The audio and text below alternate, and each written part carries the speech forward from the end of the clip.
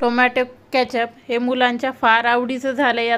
आजकाल पोळी असो का स्नॅक्स सगळ्यासोबतही मुलांना हे केचप लागतंच. पण बाहेरचं केचप हे एकदम केमिकल असतं त्याच्यामध्ये. तर आज आपण केमिकल फ्री अगदी 20 ते 25 रुपयामध्ये होणारं हे केचप घरच्या घरी बनवणार आहोत, जेणेकरून मुलांना खाण्यासाठी एकदम परफेक्ट असेल. चला तर मग सुरुवात करू. तर सुरुवातीला आपल्याला घ्यायचे आहे टोमॅटो एकदम लालसर घ्यायचे आणि कातडी त्याची जाडसर असलेले हे टोमॅटो घ्यायचे. तर पहा 1 किलो टोमॅटो आहेत, आपण स्वच्छ धुवून याला घेतलेले आहेत. आता काय करायचं, एक कपडा घ्यायचा आणि त्याच्यावर टोमॅटो घालून छान आपल्याला पुसून घ्यायचे, म्हणजे कोरडे करायचे एकदम, त्याच्यात पाण्याचा अंश राहायला नाही पाहिजेत.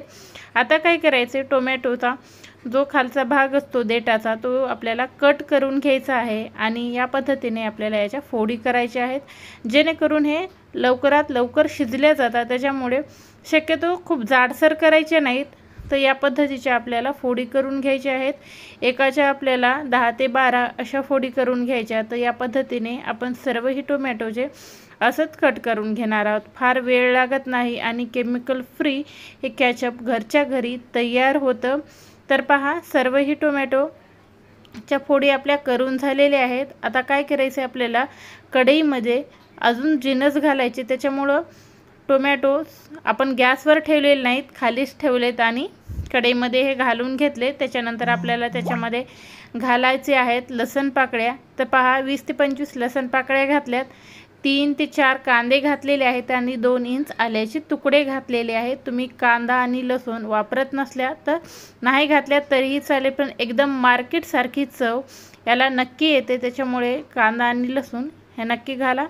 त्याच्यानंतर आपल्याला कलर येण्यासाठी इथं घातलेला आहे आपण बीट. जसं मार्केटला असते ना तसंच कलर येतो. तो एक छोटंसं बीट आहे, त्याच्यावरचे साल काढून कट करून घेतलेला आहे. त्याच्यानंतर आपल्याला त्याच्यामध्ये घालायचे आहेत खडे मसाले. त्याच्यामध्ये दालचिनीचा एक तुकडा, 7-8 मिरी आणि 4 ते 5 लवंगा आपण घालून घेतलेले आहेत.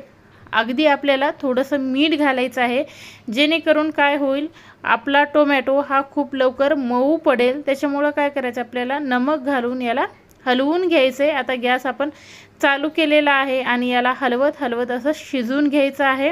तर पहा आपण एक थेंबही पाणी याच्यामध्ये घातलेलं नाही. टोमॅटोमध्ये थोडंसं आपण मीठ घातलं की त्याला पाणी सुटायला लागतं. त्याच्यामुळं काय करायचं, हलवत राहायचं आणि झाकून ठेवायचं आणि सारखं याला 1 मिनिटाच्या नंतर हलवत राहायचं, जेणेकरून हे तळायला लागणार नाही.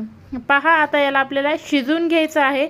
जोपर्यंत आपला टोमॅटो त्याच्यामध्ये बीट आहे ना पूर्णपणे हे शिजणार नाही, तोपर्यंत याला शिजवून घ्यायचं आहे. पाणी पूर्णपणे हे आटलं का आपण याला उतरून घेऊ. तर पहा जास्त वेळ लागणार नाही, 10 मिनिट लागू शकतात.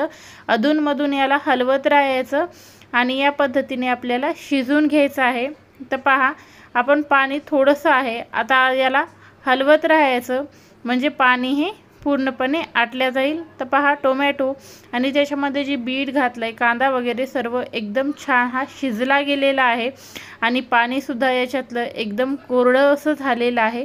त्याच्यामुळं आपल्याला काय करायचं आहे, याला उतरून घ्यायचं गॅसच्या खाली आणि थंड करायला ठेवायचं. असंच मिक्सरच्या भांड्यामध्ये आपल्याला घालायचं नाही. एकदम थंड झाल्याच्या नंतर त्याच्यामध्ये जे खडे मसाले आपण घातले होते ना ते आपण काढून घेऊ. आता त्याचा फ्लेवर आपल्या केचपमध्ये उतरलेला आहे, त्याची आवश्यकता नाही. आता काय करायचं आहे, थंड झाल्याच्या नंतर टोमॅटो हे आपण मिक्सरमध्ये एकदम बारीक अशी प्युरी करून घ्यायची.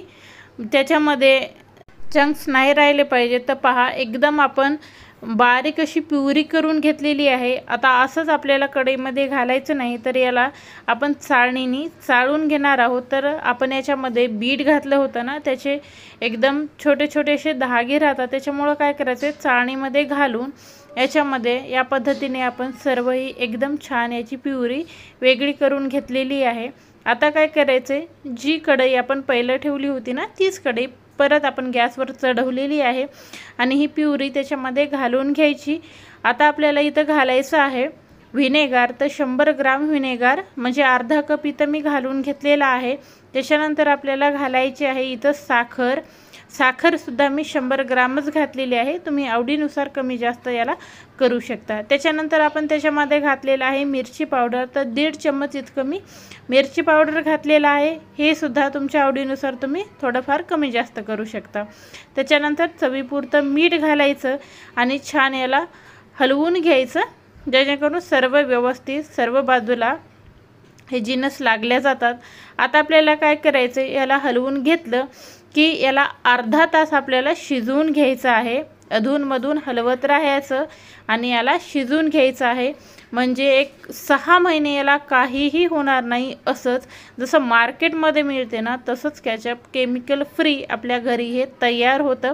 तर पहा, असं आपण हलवून घेतल्याच्या नंतर जेव्हा हे शिजायला लागतं ना तर उडायला लागतं, त्याच्यामुळं काय होतं आपल्याला हे पोळतं। त्याच्यामुळं काय करायचं, झाकून ठेवायचं आणि याला 1 मिनिटाच्या नंतर सारखं हलवत राहायचं, म्हणजे तळाला लागणार नाही। तर पहा, जोपर्यंत याला एकदम दाटसरपणा येणार नाही ना तोपर्यंत याला शिजवून घ्यायचं आहे। 30 ते 40 मिनिट लागू शकतात। तर पहा, आता तुम्हाला दाखवते एकदम परफेक्ट शिजलेलं कसं समजावते। तर काय करायचं आहे, आपल्याला हलवून झाल्याच्या नंतर छान त्याला दाटसरपणा जेव्हा येतो ना तेव्हा काय करायचं, एक प्लेट घ्यायची आणि प्लेटवर हे केचप घालून घ्यायचं।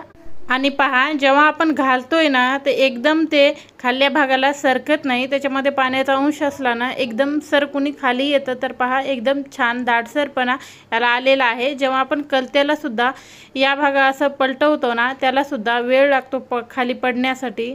तर याचा अर्थ आपलं हे केचप परफेक्ट बनलेलं आहे। तर पहा, एकदम छान जसा मार्केटला कलर असतो ना त्याच कलरचं केचप 20 ते 25 रुपयामध्ये घरी तयार झालेलं आहे। एकदम केमिकल फ्री आहे, मुलांना 6 महिने तुम्ही फ्रीजमध्ये ठेवून हे वापरू शकता। तर पहा, एकदम सुंदर हे केचप तयार झालेलं आहे। या पद्धतीचं नक्की करून पहा।